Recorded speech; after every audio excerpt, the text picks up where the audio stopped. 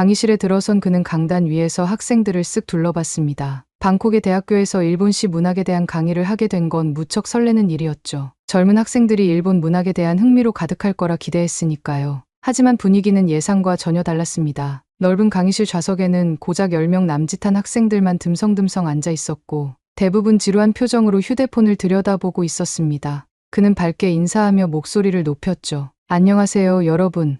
오늘은 일본의 고전시 문학, 하이쿠와 단카에 대해 이야기해 볼 겁니다. 앞줄에 앉아있던 한 여학생이 천천히 고개를 들어 저를 쳐다보더니 다시 시선을 떨어뜨렸습니다. 그런데 곧바로 이어폰을 귀에 꽂고는 화면에 집중하기 시작하는 겁니다. 슬쩍 보니 한국 드라마 장면이 나오고 있었죠. 그는 약간 당황했지만 강의를 이어갔습니다. 일본의 시 문학은 단순한 글자 몇 개로 계절과 감정을 압축하는 멋진 예술입니다. 예를 들면 개구리 소리에 뒤에서 갑자기 소곤거리는 소리가 들려왔습니다. 야, 너 그거 봤어? 어제 한국 드라마에서 주인공이 결국 고백하잖아. 아, 진짜. 잠깐만. 나도 찾아봐야지. 학생들이 휴대폰을 들여다보며 낄낄거리는 소리에 제 목소리가 묻히는 게 느껴졌습니다. 그는 말을 멈추고 잠시 그들을 쳐다봤지만 그저 어색한 침묵만이 강의실에 감돌았습니다. 결국 앞줄의 한 남학생이 그를 보며 손을 들어 질문했습니다. 속으로 다행이라 생각하며 학생을 바라봤죠. 저기 교수님, 하이쿠랑 단카도 좋지만 혹시 나중에 한국시 문학이나 드라마, 대사 같은 것도 강의에 포함해 주실 수 있나요? 그 순간 복도 너머로 한국어 수업이 진행 중인 강의실에서 안녕하세요. 반갑습니다. 하는 우렁찬 목소리와 함께 학생들의 박수 소리가 들려왔습니다. 그의 수업에 관심 없는 학생들은 여전히 휴대폰 화면에서 시선을 떼지 않았고 강의실 안은 점점 더 낯설고 고요해지는 것 같았습니다. 강의 시작 5분 만에 이런 풍경을 마주하게 될 줄은 상상도 못한 한 일본 교수가 있는데요. 어떻게 대학에서 수업 중에 이런 일이 일어나게 되었는지 지금부터 이야기 시작해 보겠습니다. 저는 방콕 수완나푼 공항의 자동문을 지나면서 이마에 맺힌 땀을 닦아냈어요. 저녁 7시가 넘었는데도 태국의 뜨거운 공기가 마치 벽처럼 저를 때리더라고요. 제 이름은 타카하시 히로시고 도쿄 대학에서 일본 문학을 가르치는 교수입니다. 방콕에 여러 번 와봤지만 이번에는 뭔가 다르게 느껴졌어요. 처음 눈에 들어온 건 커다란 광고판이었는데 그 위에는 K-팝 그룹 BTS 멤버들이 웃으며 과일맛 음료를 광고하고 있었어요. 그 옆엔 블랙핑크가 화장품을 홍보하는 또 다른 큰 광고판이 걸려 있더군요. 저는 깜짝 놀라 눈을 몇 번 깜박였어요. 다른 아시아 나라를 방문할 때면 일본 광고가 많이 보였거든요. 애니메이션 캐릭터나 일본 연예인, 혹은 우리나라의 인기 상품들 말이에요. 그런데 이제는 눈에 띄는 곳마다 한국 스타들이 자리를 차지하고 있는 거예요. 저는 캐리어를 끌고 택시 줄에 섰어요. 줄이 길었고 제 앞에 서 있던 10대 소녀 둘이 태국어로 말하면서 오빠, 대박, 화이팅 같은 한국어 단어들을 섞어 쓰고 있더라고요. 몇 년 전만 해도 아마 일본어 단어를 썼을 텐데 말이죠. 저는 가슴 한쪽에 알 수 없는 찌릿한 감정을 느꼈어요. 질투였을까요? 혼란스러움이었을까요?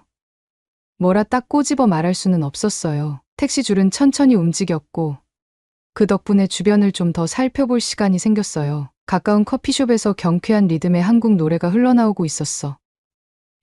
안에서 일하는 바리스타들은 한국어가 적힌 티셔츠를 입고 있었고 메뉴판에는 음료 이름이 태국어, 영어, 한국어로 적혀 있었어요. 일본어는 없었죠. 드디어 택시에 타고 나서 보니 기사님이 다음 손님을 기다리면서 휴대폰으로 뭔가를 보고 계셨어요. 그 익숙한 배경은 피아노 선율의 감성적인 장면이 나오는 걸 보니 한국 드라마였어요. 제가 택시에 타자마자 재빨리 휴대폰을 치우셨지만 잠깐 본 화면에 한국 배우 둘이 로맨틱한 장면을 연기하고 있는 걸 봤죠. 어디 가요?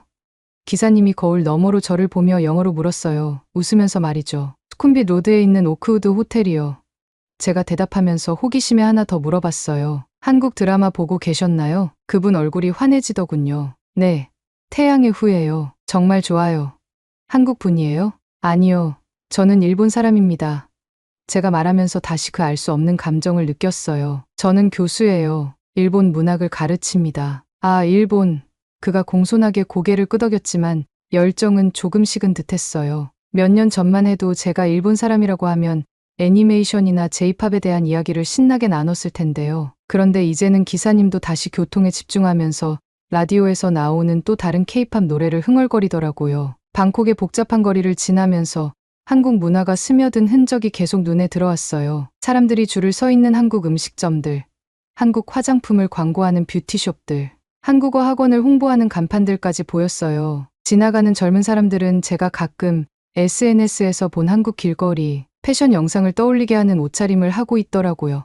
저는 휴대폰을 꺼내 내일 제가 강연을 하게 될 출라롱콘 대학교에서 온 이메일을 확인했어요. 주제는 고전 일본 시문학이었죠. 예전에는 이런 강연에 항상 많은 학생들이 몰렸어요. 애니메이션을 보며 자라고 만화를 읽으며 일본 문화를 동경하던 세대였으니까요. 하지만 이번 강연은 좀 다를까 싶은 생각이 들었어요. 택시가 수쿰빗 로드로 들어서자 창밖으로 방콕의 밤거리가 활기를 띠는 게 보였어요. 저녁을 즐기는 사람들로 거리가 가득했고 네온사인이 어두운 하늘을 환하게 밝히고 있었죠. 건물 옆 대형 LED 스크린에는 한국 드라마의 한 장면이 나왔고 배우들의 얼굴이 거리 위로 환하게 빛나고 있었어요. 그 옆엔 일본 라멘을 광고하는 작은 간판이 있었는데 왠지 상대적으로 덜 눈에 띄는 느낌이었어요. 호텔에 도착해 택시 요금을 지불하고 로비로 들어가면서도 머릿속이 온갖 생각으로 복잡했어요. 도대체 언제 이런 변화가 일어난 걸까요?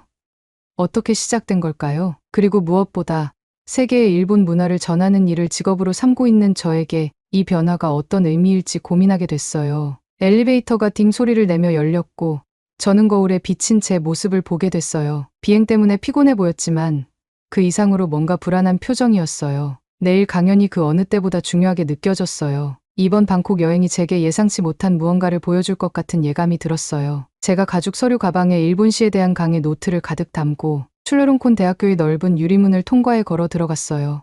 아침 햇살이 창문을 통해 들어와 대리석 바닥을 따스하게 데우고 있었죠. 하이쿠와 단카에 대해 강의한 것도 여러 번이었지만 오늘은 왠지 느낌이 달랐어요. 복도를 걸어가는데 학생들이 분주하게 저를 지나쳐 가더라고요. 발소리가 벽에 울려 퍼졌죠. 학생들은 대부분 유행을 따르는 옷을 입고 있었어요. 서울 거리에서 볼 법한 오버사이즈 스웨터, 동그란 안경, 알록달록한 머리핀 같은 것들이었죠. 한 무리의 여학생들이 지나가면서 태국어에 제가 알아들을 수 있는 한국어 단어를 섞어가며 신나게 이야기하고 있었어요. 대박, 언니, 파이팅 같은 말들이 들려왔어요. 제 강의실은 3층에 있었어요. 계단을 오르며 자신감이 조금씩 사라지는 게 느껴졌어요. 옆에 있는 한국어 센터는 활기가 넘쳤죠. 열린 문을 통해 보니 모든 자리가 꽉 차 있었고 바닥에 앉아 무릎 위에 노트북을 올려놓고 수업을 듣는 학생들까지 있었어요. 복도에는 케이팝 음악이 흘러나왔고 학생들의 즐거운 웃음소리가 가득했죠. 시계를 확인하니 강의까지 아직 15분이 남아 있었어요. 지정된 강의실을 살짝 들여다봤는데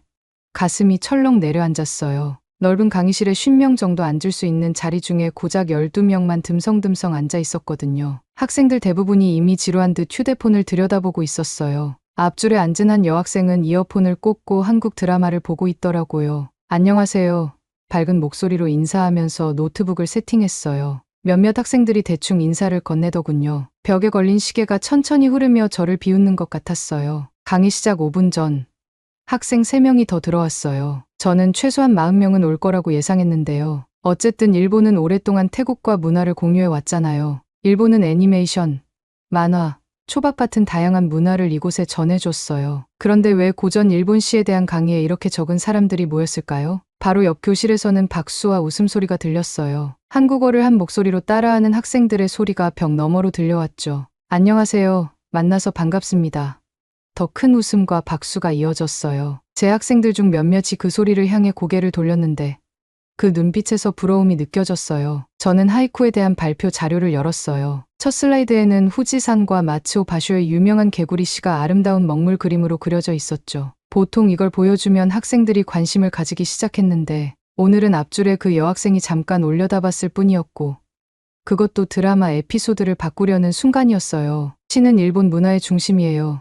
떨리는 목소리로 말문을 열었어요. 오랜 세월 동안 우리는 소수의 단어로 아름다운 순간을 포착해왔죠. 관심의 징조를 기다렸지만 돌아오는 건 예의상 고개를 끄덕이는 모습뿐이었어요. 옆방에서 또다시 케이팝 음악이 터져 나왔어요. 제 학생들 중 3명이 그 비트에 맞춰 고개를 끄덕이더라고요. 하이쿠의 계절적 언급에 대해 준비한 제 말들이 한순간에 고서 속 먼지처럼 느껴졌어요. 그래도 저는 꿋꿋이 강의를 이어갔어요. 벚꽃, 가을 단풍, 눈 덮인 산 사진들을 보여주고 일본 최고의 시인들이 남긴 가장 아름다운 시들을 소개했죠. 하지만 시간이 지날수록 제가 준비한 것과 학생들이 원하는 것 사이의 간극이 점점 넓어져 갔어요. 마치 강물이 세월을 따라 계곡을 깊게 파내는 것처럼요. 쉬는 시간에 학생들 반이 사라졌어요. 복도 창문을 통해 보니 그들은 밖에 있는 한국 길거리 음식 노점에 모여 있었어요. 떡볶이랑 한국식 치킨을 사 먹으며 V자를 그리며 셀카를 찍고 밝게 웃고 있더라고요. 자부심과 걱정이 제 안에서 마치 싸우는 물고기처럼 뒤엉켰어요. 그동안 아시아 곳곳을 다니며 일본 문학의 보물을 나눠왔고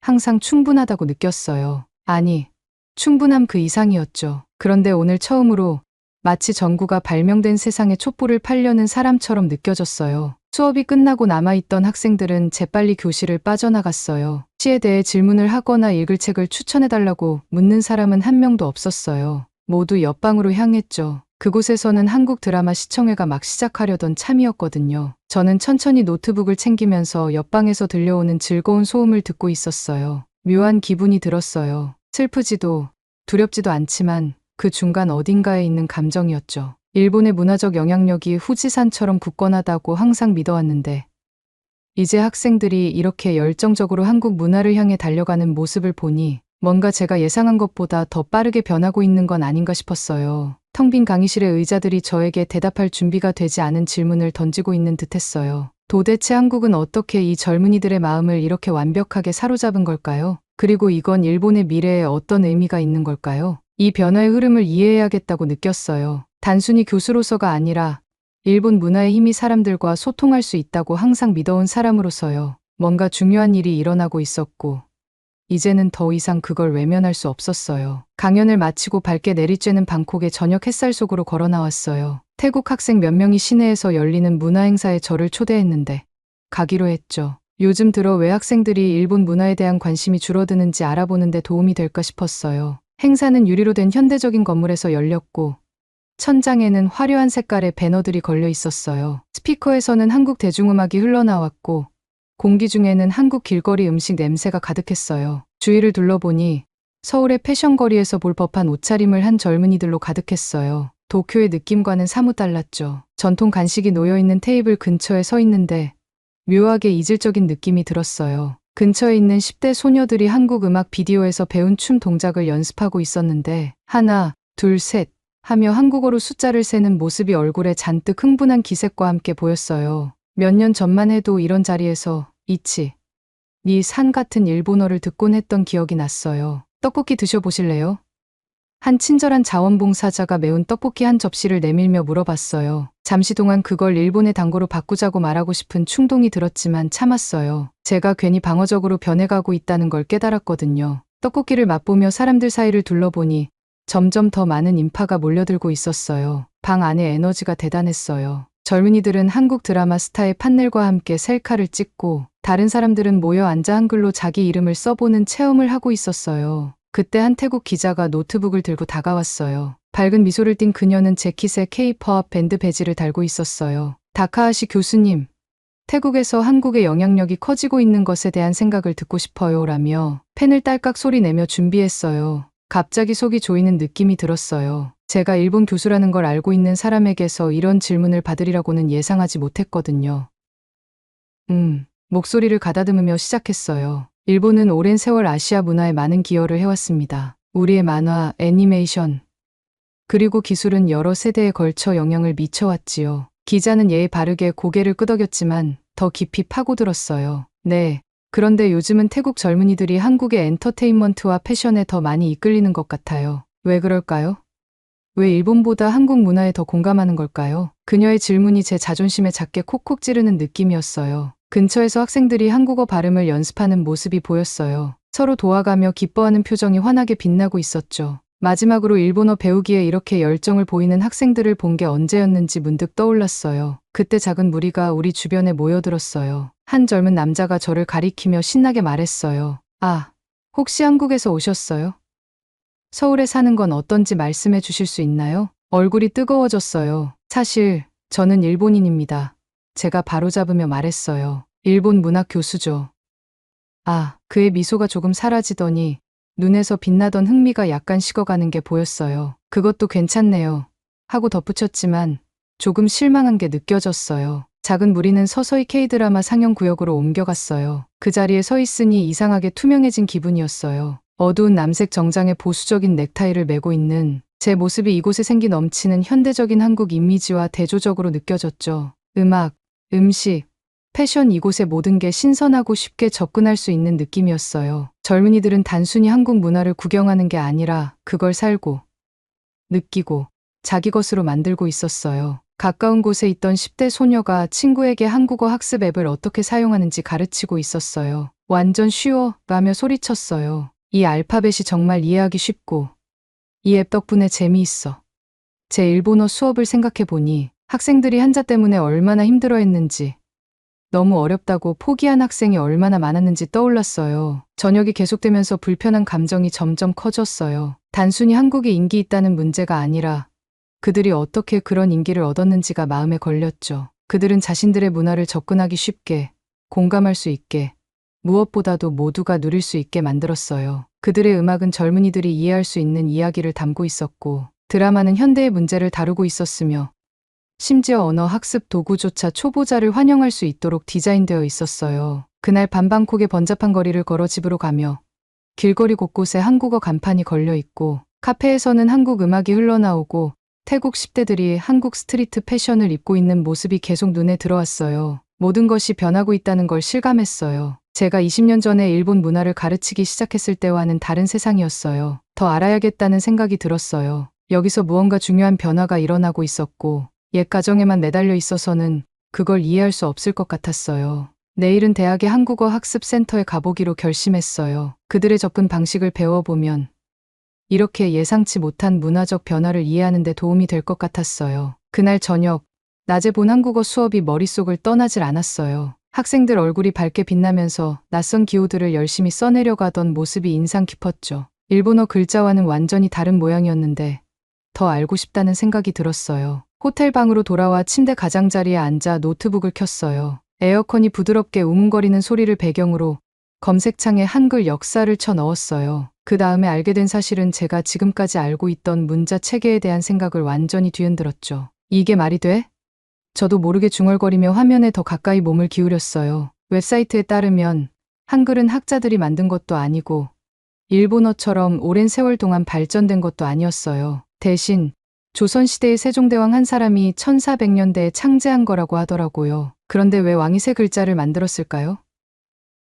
이미 학식 있는 사람들은 한자를 쓰고 있었을 텐데 말이죠. 답을 읽고 나서 깜짝 놀라 뒤로 몸을 젖혔어요. 세종대왕은 백성들이 어려운 한자를 배우지 못해 글을 읽고 쓸 수 없는 모습을 안타깝게 지켜보고 있었던 거예요. 대다수의 평범한 사람들, 즉 농부나 일꾼, 상인들이 쉽게 배울 수 있는 글자가 필요했던 거죠. 왕이 직접 우리말은 중국어와 소리가 달라서 백성들이 한자를 배우기 너무 어렵다. 이 때문에 많은 이들이 글로 생각을 표현하지 못하고 있다고 말했다고 하더라고요. 더 많은 페이지를 클릭하며 읽어나갔어요. 세종대왕은 학자들을 모아 몇 년간 연구를 거듭하며 누구나 쉽게 배울 수 있는 글자를 만들어냈다고 해요. 각 자음은 발음할 때 혀와 입술의 모양을 본떠 만들었고 모음은 하늘, 땅, 사람을 상징하는 단순한 기호로 이루어졌어요. 마치 발음 안내 그림 같았어요. 손이 약간 떨리면서 한글 기본 자모표를 발견했어요. 얼른 노트북을 닫고 공책을 꺼내 따라 써보기 시작했어요. 그 기억은 입천장 뒤쪽에 혀를 대는 모양처럼 L자 형태였고 미음은 입술을 담은 사각형으로 응 소리를 내는 모습과 닮아 있었어요. 이응은 열린 목구멍처럼 둥근 원 모양이었고요. 15분 만에 제가 어릴 때 한자를 배우던 수주 동안 익혀야 했던 것보다 더 많은 글자를 배운 셈이었어요. 대단하다 혼잣말을 했지만 방에는 저밖에 없었죠. 정말 놀라웠어요. 어릴 적 한자를 배울 때가 떠올랐어요. 수년 동안 연습하며 수천 자를 외우고 같은 글자를 반복했으며 보낸 셀 수 없는 시간들. 지금도 일부 일본인들은 특정 한자를 읽지 못하곤 하죠. 그런데 여기 한글은 논리적이라서 유네스코가 세계에서 가장 훌륭한 문자 체계 중 하나로 인정했다는 거예요. 아까 강의에서 제가 칠판에 복잡한 한자를 쓰자 곤란한 표정을 지었던 학생 한 명이 떠올랐어요. 그땐 한자의 어려움이 우리 문화의 수준을 보여주는 거라며 자부심을 느꼈었죠. 그런데 이제 그 자부심이 왠지 허무하게 느껴졌어요. 새 탭을 열고 한글 배우는데 얼마나 걸리나를 검색했어요. 답을 보고 또 한 번 놀랐어요. 대부분 몇 시간 만에 한글 기본 자모를 익힐 수 있고 몇 주 후면 단어를 몰라도 한국어 텍스트를 읽을 수 있다고 하더라고요. 일본어는 수년을 공부해도 기본적인 읽기에 어려움을 겪는 경우가 많은데 이렇게 다르다니 가슴이 답답해졌어요. 자리에서 일어나 창가로 걸어가 방콕의 밤 풍경을 바라봤어요. 어둠 속에서 태국어, 영어, 한국어로 된 간판들이 반짝이고 있었어요. 이제 한국어 글자들이 더 이상 낯설지 않게 느껴졌어요. 그 속에 담긴 단순하고 아름다운 논리가 보였거든요. 세종대왕의 뜻이 떠올랐어요. 그는 자신이 똑똑하다는 걸 과시하려고 한글을 만든 게 아니었어요. 글을 읽고 쓸 수 있게 백성들을 돕기 위해서 만든 거였죠. 누구든지 사회적 지위나 교육 수준에 상관없이 지식을 나눌 수 있도록 주어진 선물이었어요. 창문에 손가락으로 상상의 글자를 그려봤어요. 그동안 저는 일본 문학을 가르치면서 복잡한 글자 체계가 더 가치 있는 것이라고 생각해왔어요. 그런데 언어의 진정한 가치는 사람을 연결하는 데 있는 게 아닐까요? 모두가 자신의 생각과 감정을 표현할 수 있도록 해주는데 말이죠. 다시 노트북을 켜고 문서를 열었어요. 이제 제가 가르치는 방식을 다시 생각해 볼 때였어요. 일본어 글자를 바꿀 수는 없겠지만 가르치는 방식은 바꿀 수 있겠죠. 가장 열정적인 학생들만이 아니라 모든 이들이 일본 문학의 아름다움을 느낄 수 있게 하는 방향으로 가르쳐 볼 수 있을 것 같아요. 생각을 글로 정리하면서 마음속 깊은 곳에서 무언가가 바뀌는 느낌이 들었어요. 한국 문화가 점점 인기를 끌고 있는 이유가 이제야 좀 이해가 되더라고요. 단지 신나는 음악이나 유행하는 드라마 때문이 아니라 그 중심엔 접근성에 대한 정신이 있었어요. 문화는 사람들에게 다가가야 하는 거지 멀리 떨어져 감상받기만을 기다리는 게 아니라는 거죠. 그날 밤 글자들이 페이지 위에서 춤을 추며 사람들 사이에 벽이 아닌 다리를 놓는 꿈을 꿨어요. 저는 방콕에 일본 문화를 알려주기 위해 왔지만 오히려 언어의 진정한 목적과 겸손함에 대한 배움을 얻고 있었던 거죠. 한글 생각을 멈출 수가 없었어요. 그 단순하고도 아름다운 한국어 알파벳이 자꾸 떠올랐죠. 다음 날 아침 방콕의 분주한 거리를 걸으며 길가에 보이는 모든 한글 간판이 이제는 다르게 보였어요. 더 이상 그냥 무작위로 보이는 기호들이 아니라 평범한 사람들이 쉽게 읽고 쓸 수 있게 만든 체계의 일부였어요.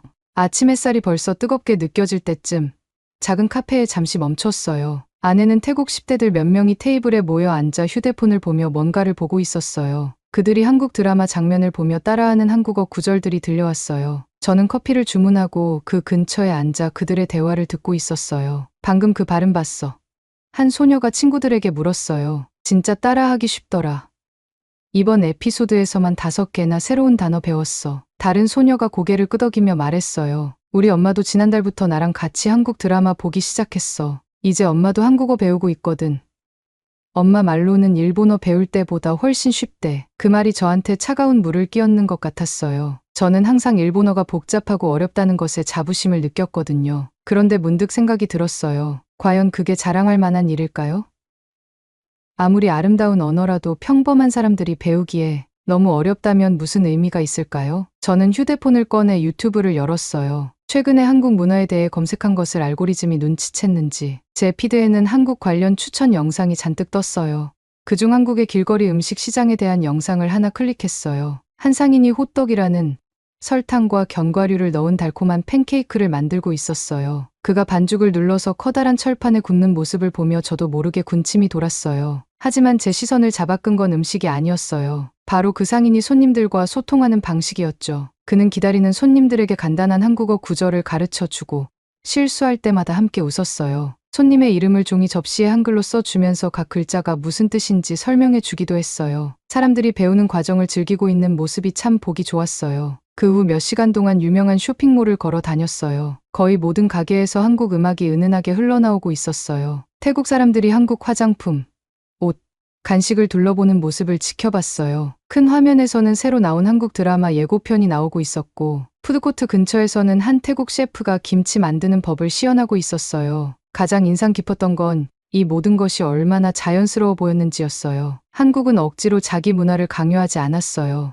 대신 사람들이 스스로 참여하고 싶어하는 것들을 만들어냈죠. 한국 드라마는 사람들이 공감할 수 있는 이야기를 전했고 음악은 사람들을 춤추고 싶게 만들었어요. 그리고 한국어는 배울 수 있다는 느낌을 줬죠. 겁먹게 만들지 않고요. 제가 일본 문학 강의를 할 때를 떠올렸어요. 몇 번이나 학생들이 눈이 풀린 채로 제가 한자 의미의 복잡한 층을 설명하는 걸 들었을까요? 그리고 고급 학생들만 제가 설명하는 미묘한 의미를 이해할 때 내심 뿌듯해했던 적이 몇 번이나 있었을까요? 쇼핑몰 안에서 사람들이 한국 문화를 즐기며 몰입하는 모습을 보며 제 안에서 무언가가 바뀌는 걸 느꼈어요. 처음으로 제 학문적 자부심이 학생들과 저 사이의 벽이 되었다는 걸 깨달았죠. 저는 일본 문화의 깊이를 지키는 것에 너무 집중한 나머지 가장 중요한 것, 사람들과의 소통을 잊고 있었던 거예요.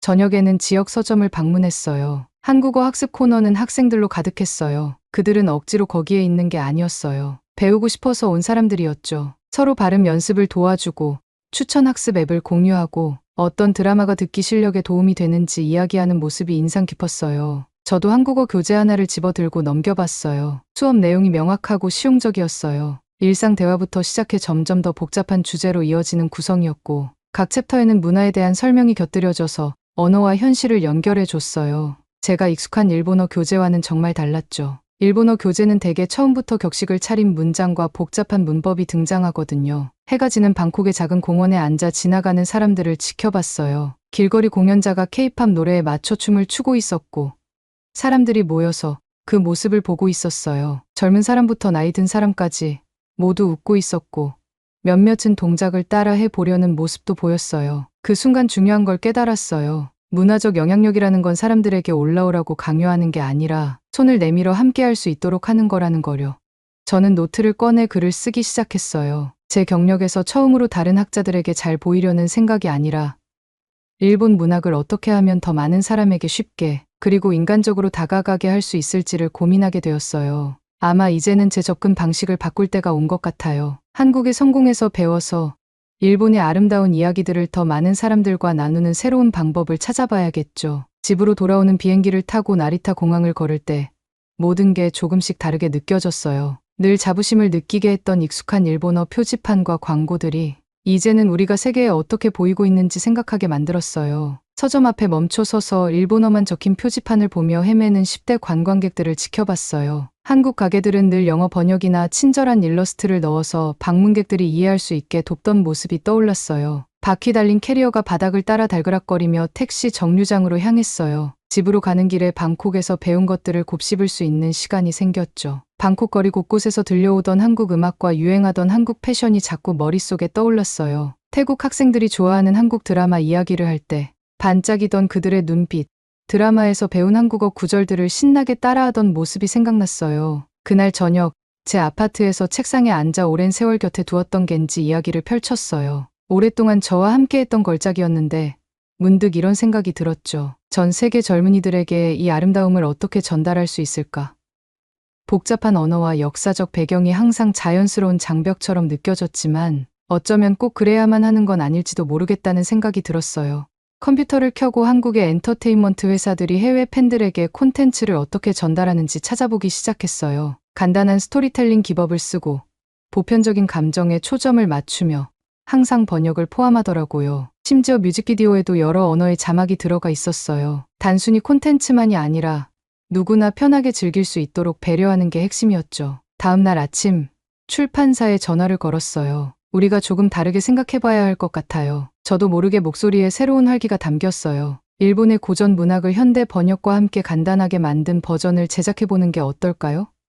젊은 독자들이 이해할 수 있게 일본 문화에 대한 설명도 추가하면 어떨까요? 출판사 쪽에서는 제 열정에 조금 놀란 듯했지만 진지하게 들어줬어요. 그 후 몇 주 동안 저는 새로운 프로젝트를 시작했어요. 유명한 일본 이야기들을 짧고 간단하게 요약해 쓰기 시작했죠. 제가 항상 제 강의가 지루하다고 하던 10대 조카에게 시험 삼아 읽어봤는데 이번에는 반응이 달랐어요. 삼촌, 이제 삼촌이 왜 이런 이야기를 좋아하는지 알 것 같아요.